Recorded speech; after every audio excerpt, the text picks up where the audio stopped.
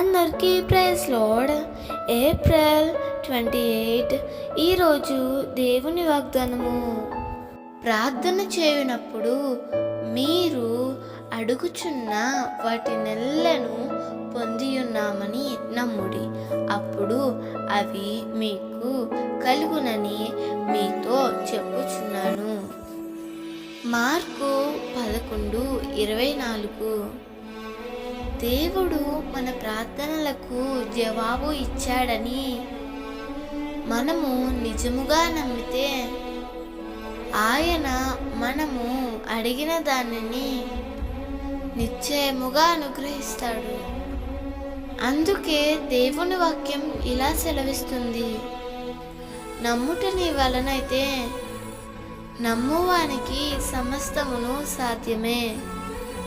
నిజమైన నమ్మకం దేవుని నుండి బహుమానం పొందుకునే హక్కు లాంటిది.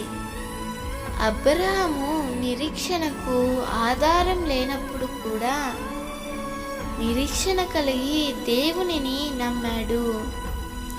అందుకే అబ్రహాము నమ్మకాన్ని దేవుడెన్నడూ తక్కువ చేయలేదు.